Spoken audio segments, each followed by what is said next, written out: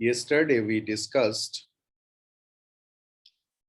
that Vyasdev distributed or just offered the Vedas to the eligible students, 4 eligible students. Now, many a times, whenever you will go through any scriptures, you will find one word. This is called Vedatrayi. You will find this word if you study Vedatrayi, Vedatrayi.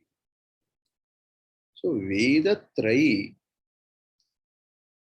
it's a wrong assumption that Rik, Yaju and Sama. Many people misunderstands that maybe Atharva Veda is not the part of the Veda. This is absolutely a wrong idea. Yes, in rituals, there is no use of Atharvana Veda. यज्ञ में अथर्व वेद का व्यवहार नहीं होता. But for only that reason, you can't tell that Atharvana Veda is not the part of the Veda.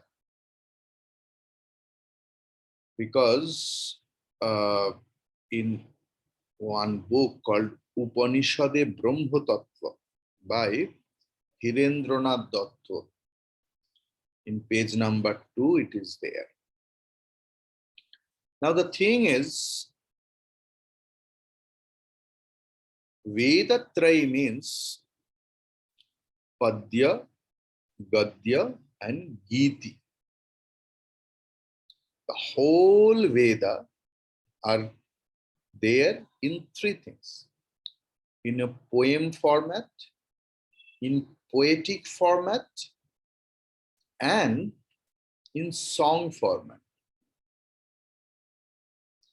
That is why many scholars call it Vedatrayi.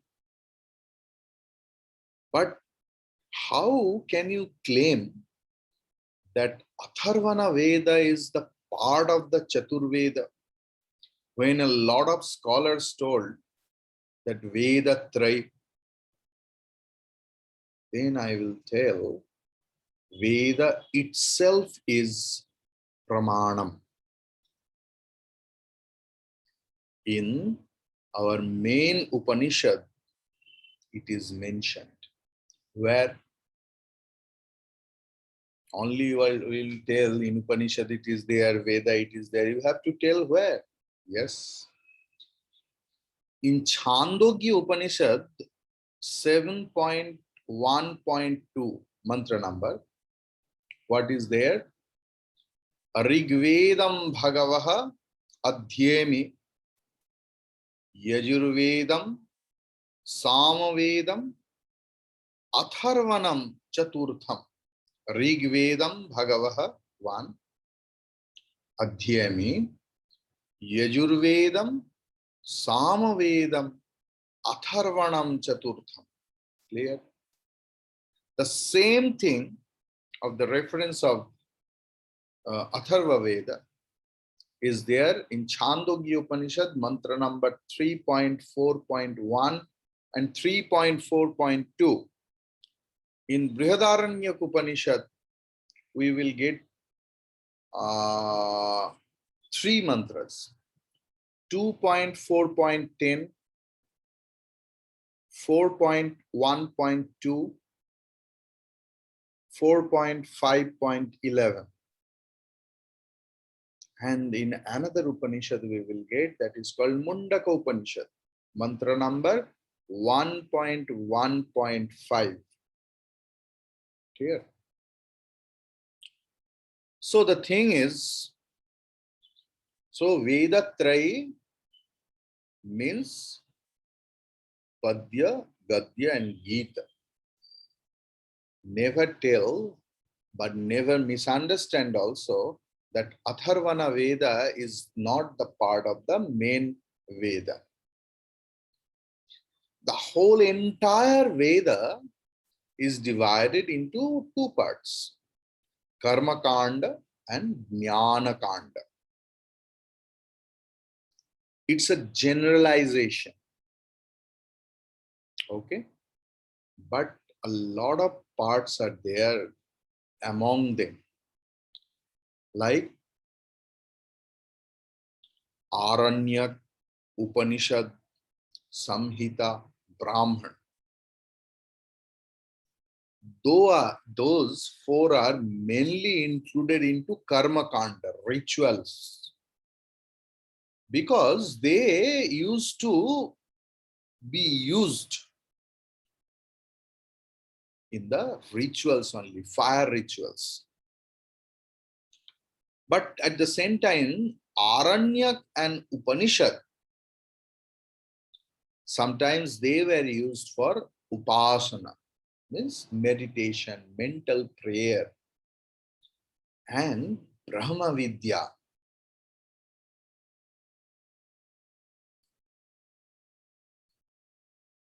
Karma Kanda gives the Jiva Abhyudaya. Karma, what is the use of the rituals or Karma Kanda? It produces Abhyudaya. What is Abhyudaya? Means it promises what we will get after death. Adrishta phalam. That after death, if I do all those things, now if we do all those things, after death, I will be in Swarga or any higher loka. Then I will get a lot of wealth. But what is the use of that? Vedanti says it helps to purify our mind. It makes us an eligible candidate for pure Upanishad. Clear? So the thing is,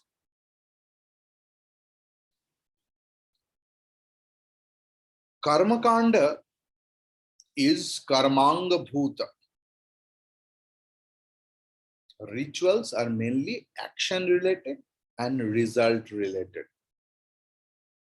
And you need to do something else. What Jnana Kanda, the knowledge portion of the Veda, there you need only the right means of knowledge and a pure mind, what can realize, understands the essence of the knowledge. Now we will discuss something very in a small way, the branches of Veda. So for the period of times that four Veda, the four disciples took charge of them, but they had many disciples. Disciples had disciples, they had disciples. Like this, in that way, Vedas had many branches, Shakha Prashakha. But nowadays, most of the branches are obsoleted. Actually, it's not available. Because you know, when Nalanda University, the Muslims first invaded, they thought that books are the main strength of Indians, and that is the main treasure. So they started burning. You know, one whole university book, it took 3 months to be burnt out fully. Just Just imagine how much, how many, the quantity of the books. Nowadays, the branch of Rig Veda is available and common, that is called Shaishiriya Shakha. Shaishiriya Shakha. And some small portion of Vaskal Shakha, Vaskal branch also available. Shukla Yajurveda had 15 branches, 1-5. But among them, only 2 branches are available, that is Kanva Shakha and Madhyandina Shakha. Dr. Rajendra Lal Mitra, famous historian, he told that the Kaumutha Shakha of Samaveda is available in Gujarat, Jaiminiya Shakha available in Karnataka, Ranayaniya Shakha is in Maharashtra, and the Saunaka Shakha of Atharvana Veda is common to all people. You know, Weaver, Mr. Weaver, famous historian, he told that also Pippalada Shakha are preserved in Kashmir. So for your kind information, I just want to tell you, you can note it or just listen to it. Rig Veda had 21 branches. Yajurveda had 100 branches. Samaveda had thousands of branches. And Atharvana Veda had 9 branches. Any of the student may ask, I know you will not ask. Sometimes the question may raise, how Swamiji knows? It is there in Kurma Purana, chapter number 49. Now, Shukla Yajurveda had 17 Shakha, 17 branches. Where we will get it? In Vishnu Purana, 3.4, 3.5, 3.6. In each branches of the Veda had Brahmana, Aranyaka and Upanishad. But nowadays, everything is gone. Suppose Aitareya and Kaushitaki Brahmana are included in Rig Veda. Aitareya Aranyaka is included, is the part of the Aitareya Brahmana. Kaushitaki Aranyaka is the part of the Kaushitaki Brahmana.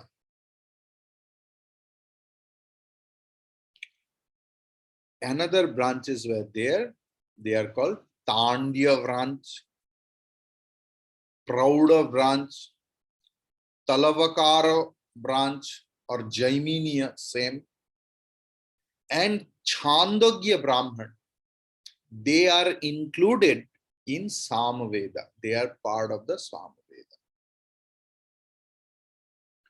Then Talavakar Brahmana's 4th chapter's name is Upanishad Brahmana. And why I am telling? Because once we will study Kenopanishad, and Kenopanishad is the part of the Upanishad Brahman. Arveya Brahman is the part of Talavakar Brahman also. And the last portion of this Brahmana is called Adbhuta Brahmana. Samavidhana Brahmana, Devatadhyaya Brahmana, Vamsa Brahmana, Samhita Upanishad Brahmana, and so many Samvedya Brahman were found. Taittiriya Brahman and Taittiriya Aranyak was the part of Krishna Yajurveda. Now, what about Shukla Yajurvedya? That Shukla Yajurvedya Shatapat Brahman was plays a very important role as history and Vedic literature. And it is composed by two branches, Madhvandini and Kanva. Another thing, Gopath Brahman, very famous, it is the part of the Atharvana Veda. Now we will come Upanishad.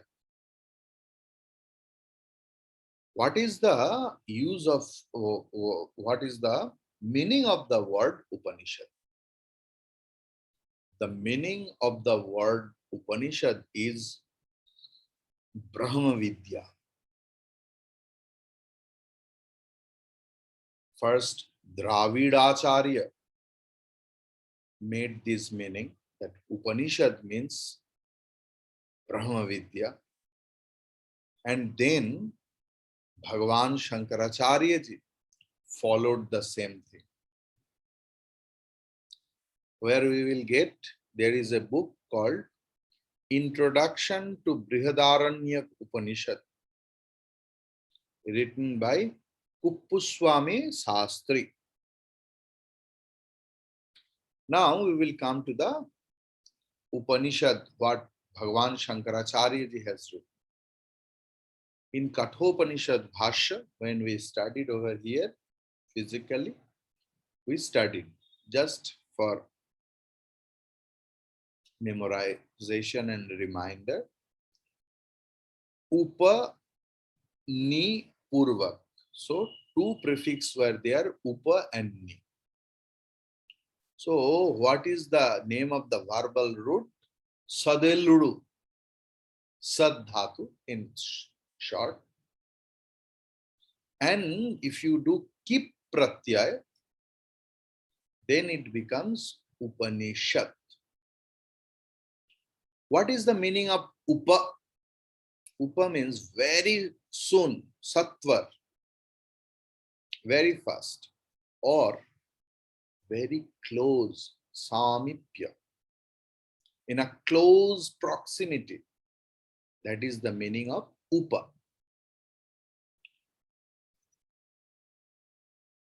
Ni means Nishchayartha, firm affirmation, or Nishveshartha, complete destruction, complete abolition. And the meaning of Sad Dhatu verbal root, Visarana Gati Avasadhanartha. Bhagavan Shankaracharya is writing Visarana Gati Avasadhanartha. So Visarana means Sithilikara. Make it loosen. If anything is very tight, if you want to make it loosen, so in that meaning, Ni is used. That is called Visarana. Then what is Gati? Gati means Prapti, attainment. And what is the meaning of Avasadhanam? Avasadhanam means Vinash, total destruction. So, what is the gist Bhagavan Shankaracharya ji did about Upanishad? What is the meaning of Upanishad? Upanishad is such knowledge which should be learned in the close proximity of your Guru. And Upanishad is such knowledge which loosen your attachment, unnecessary attachment in the world. And if it is requires, it totally destroys it. संसार बंधन को, अविद्यादि संसार बंधन को शिथिल कर देते हैं, पूरा निश्वेष रूप में विनाश कर देते हैं. Where do we get? Brihadaranyaka भाष्य भूमिका and Anandagiri Tika. Then Kathopanishad Bhashya Bhumika and Mundaka Upanishad Bhashya Bhumika. Bhashya means the commentary of Bhagavan Shankaracharya. So in that three ways,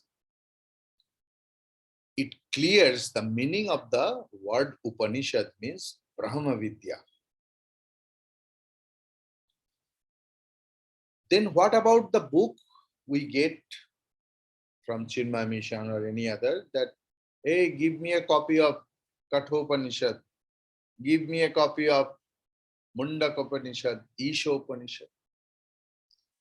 So, Upanishad Shabdena Vidya Uchyate. It's correct. But Upanishad means the secondary meaning, the book also.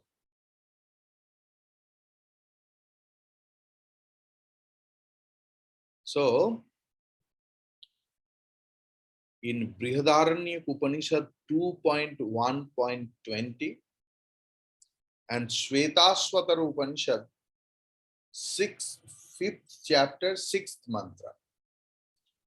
See, Upanishad also knew that once it will come in written format, then people will ask, what is Upanishad? The knowledge is Upanishad or the book is no Upanishad? So Upanishad itself confirmed the knowledge and the book where it is written, both are Upanishad. But knowledge is in the primary meaning and the book, composed book, is in the secondary. Some people says it is Rahasya Vidya. Why? There is no black magic. Okay. Because in the cave of the heart, the knowledge of Brahman are condensed over there. Hridaya Kamala Madhye Rajitam Nirvikalpam Sada Sada Kila Vedam. So, Hridaya Kamala Madhye. What is there? Jyoti Sham Jyotihi in Mundaka Upanishad. Light of the lights are there. In a very secret way. That is it called Rahasya Vidya. And another, Rahasya Vidya means secret, that the secret Vidya, secret knowledge. Why? That knowledge you have to gain through your Guru or Acharya. Upanishad should not be learned, should not be read alone. It's not the book of self-studies, at least first time. It should be taken sitting near Guru in a close proximity, means not physical proximity. Then you will ask that I am 10 kilometers. Then what Shannon will tell? She is thousands of kilometers away. Close proximity means aligned with the same thought process. This is called close proximity. And Upanishad has many dual meaning.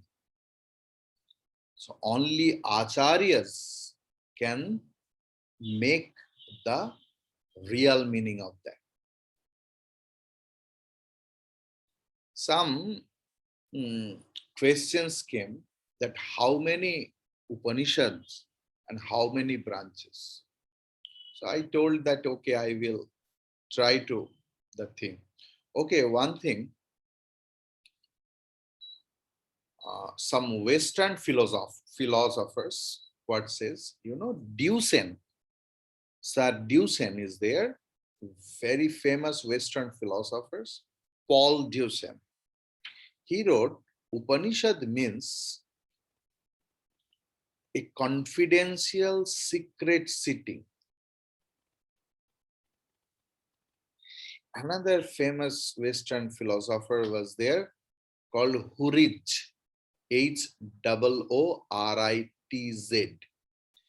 He wrote, Upanishad means a forest gathering disciples sitting near the teachers engaged in religious discussion. Okay.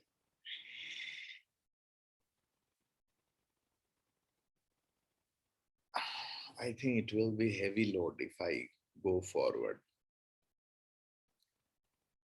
Today is up to that. Hari Om Tat Sat.